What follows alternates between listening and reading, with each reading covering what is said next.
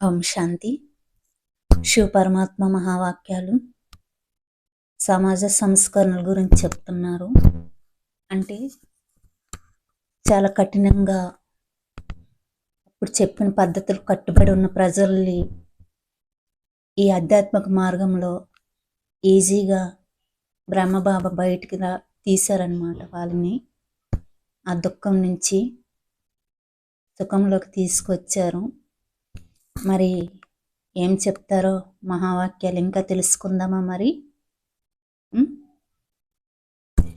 ఆ రోజుల్లో సింధీ సమాజంలో ఒక ఆచారం ఉండేది. ఇంట్లో ఎవరైనా చనిపోతే ఆ ఇంట్లోని స్త్రీలు మట్టి పులిమిని నల్లని మురికి పట్టిన వస్త్రాలు ధరించి ఆచారం ప్రకారంగా రోధిస్తూ ఉండాలి. హృదయ పుష్పగారి తల్లిగారి పరిస్థితి కూడా ఇదే. మైలు వస్త్రాలను ధరించి రోజంతా ఏడుస్తూ ఉండేవారు. కానీ బాబా చెప్పే జ్ఞానాన్ని విన్న తర్వాత మా తల్లిగారు అమనస్యమైన సామాజిక కట్టుబాట్ల నుండి బయటికి రాగలిగారు. బిడియము, అసురి మర్యాదలు, చెడు రీతులను దాటుకుని వచ్చారన్నమాట. మైలు వస్త్రాలను ధరించడం మానేసి ఆత్మిక సుఖంలో జీవించడం ప్రారంభించారు. ఓం మండలిలో బ్రహ్మబాబా వినిపించే జ్ఞాన సందేశాన్ని విన్న అనేక మంది మహిళలు ఈ విధమైన సంస్కరణలను వారి జీవితాలలో తీసుకురాగలిగారు.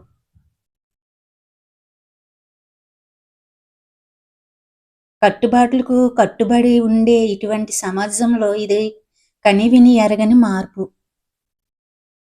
పాశ్చాత్య సభ్యతకు అలవాటు పడ్డ ధనిక మహిళలు ఫ్యాషన్ దుస్తులు, సొగసైన ఆభరణాలను ధరించేవారు. జీవితాన్ని తేలికగా గడుపుతున్న ఇటువంటి మహిళలు సమాజంలో అందరితో సఖ్యతతో వ్యవహరించేవారే కాదు, అటువంటి ఎందరో మహిళలు ఓం మండలికి వచ్చేవారు. తాము నడుస్తున్న మార్గం తప్పని అర్థం చేసుకున్నారు. ఫ్యాషన్ స్వేచ్ఛకు గుర్తు కాదు, కామవాసన సుఖాన్ని ఇవ్వదు, ఇతరులతో అసఖ్యత సంతృప్తిని ఇవ్వదు అని తెలుసుకున్నారన్నమాట. యువతలు ఉంటారు కదా, వాళ్ళ ఫ్యాషన్లో ఉండి అంటే ఒక రకమైన వికారులుగా తయారయ్యేవారు. ఈ ఓం మండలికి వచ్చిన తర్వాత వాళ్ళు కూడా మారిపోయారు అని చెప్తున్నారనమాట. అయితే బ్రహ్మబాబు పలికే పలుకుల్లోని సత్యాన్ని అర్థం చేసుకున్నవారు ఆడంబరాలకు సోమర్తనానికి స్వస్తి చెప్పారు. బ్రహ్మబాబా మార్గదర్శకత్వం మరియు ఆత్మిక సహకారంతో వారు తిరిగి జీవితాన్ని ప్రారంభించారన్నమాట. అంటే కొత్త జీవితాన్ని ప్రారంభించారు ఓం మండలికి వచ్చినప్పటి నుంచి కూడా. అయితే సింధీలోని ప్రజల్లో ఓం మండలిపై గౌరవ భావాలు మరింత పెరిగాయి. ఎందుకంటే శతాబ్దాల నుండి వస్తున్న దురాచారాలన్నీ తెలిసినా కానీ ఎవరు ఏమి చేయలేని పరిస్థితి ఆ రోజుల్లో. ఓం మండలి మరియు ఓం బాబా ఆధ్యాత్మిక జ్ఞానంతో వాటి సంస్కరణను తీసుకొచ్చారన్నమాట.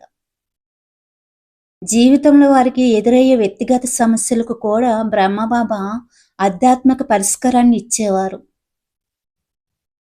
ఓం మండలి ఖ్యాతిని విని అనేక కుటుంబాల వారు తమ కూతులను కోడలను ఇక్కడికి పంపేవారనమాట. బ్రహ్మబాబా దగ్గర ఓం మండలికి పంపేవారనమాట. అంటే అప్పుడు అంత దుఃఖంలో ఉండేవారు, అంత దుఃఖంతో భయంతో బాధతో ఉండేవారనమాట. అదే బ్రహ్మబాబాకి జ్ఞానాన్ని ఇచ్చారు కదా శివబాబా. ఈ జ్ఞానం ద్వారా ఈ అధ్యాత్మ మార్గంలో తీసుకొచ్చి వాళ్ళకి దుఃఖం నుంచి సుఖ మార్గంలోకి తీసుకువచ్చేవారు బ్రహ్మబాబా. అంటే ఎంతమందిని సేవ్ చేశారో చూడండి ఆ రోజుల్లో, దుఃఖం నుంచి కదా. ఓం శాంతి.